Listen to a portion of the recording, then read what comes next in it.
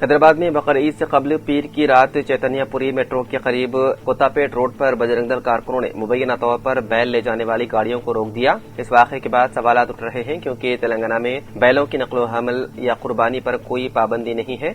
वाक़े के बाद मुख्तलिफ हलकों की जानिब से रद्द-ए-अमल सामने आया और बाद अफराद ने इल्जाम लगाया है कि कुछ गिरोह कानून को अपने हाथ में लेकर शहर में बैल ले जाने वाली गाड़ियों को रोक रहे हैं। मजलिस बचाओ तहरीक के तर्जुमान अमजदुल्ला खान ने इस मामले पर रद्द-ए-अमल जाहिर करते हुए सवाल किया कि बजरंग दल कारकुनों को गाड़ियां रोकने की इजाजत क्यों दी जा रही है। उन्होंने ये भी पूछा कि तेलंगाना में बैलों की नकल हमल पर कोई पाबंदी न होने के बावजूद आखिर किसकी इजाजत से ऐसी कार्रवाइयां की जा रही है। एमबीटी रहनुमा ने हुकूमत को भी तनकीद का निशाना बनाते हुए इल्जाम लगाया है कि कार्रवाइयां मुंतखब अंदाज में की जा रही है, जबकि ईद उल अजहा की तैयारियों के दौरान बजरंग दल कारकुनों को खुली आजादी दी जा रही है।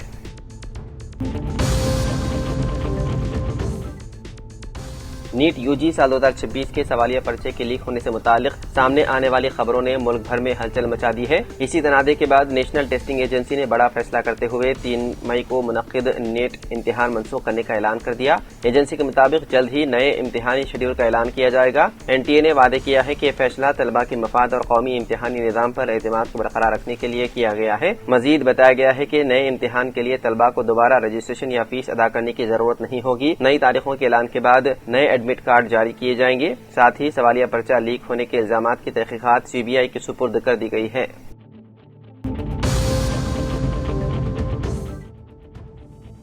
हैदराबाद के बीएन रेड्डी नगर इलाके में पीर के रोज 2 साला बच्चे पर 10 कुत्तों ने हमला कर दिया, जिसके नतीजे में वो शदीद जख्मी हो गया। मुतासिरा बच्चे की शनाख्त अद्विक के तौर पर हुई है, जो सिद्दीपेट का रिहायशी और हैदराबाद में अपनी खाला के घर आया हुआ था।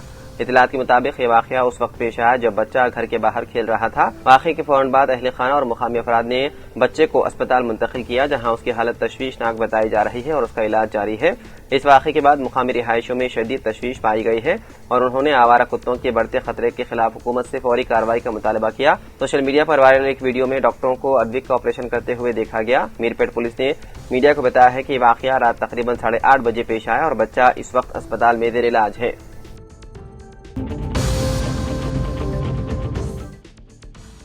तेलंगाना के वजीर सेहत सी दामोदर नरसिम्हा ने पीर को हुक्काम को हिदायत दी है कि Telangana institute of medical science यानी कि टिम्स सनत नगर को एक जदीद कार्डियक केयर सेंटर के तौर पर तरक्की दी जाएगी। वजीर सेहत ने कहा कि अस्पताल में आदा की पेवंदकारी की सहूलत भी फराहम की जानी चाहिए। जायजा इजलास के दौरान उन्होंने कैथ लैब और ऑर्गन ट्रांसप्लांट थिएटर्स की पेशरफ्त का जायजा लिया, जहां जदीद दिल के इलाज और आदा की पेवंदकारी की सर्जरियां अंजाम दी जाएंगी। हुक्काम ने वजीर को बताया है कि कैथ लैब की तनसीब का काम मुकम्मल हो चुका है और अब ट्रायल रन के लिए तैयार है। उन्होंने इस बात पर भी जोर दिया है कि गैर तिब्बी खिदमात जैसे सफाई सुथराई और सिक्योरिटी के निजाम को भी मौसर अंदाज में चलाया जाना चाहिए।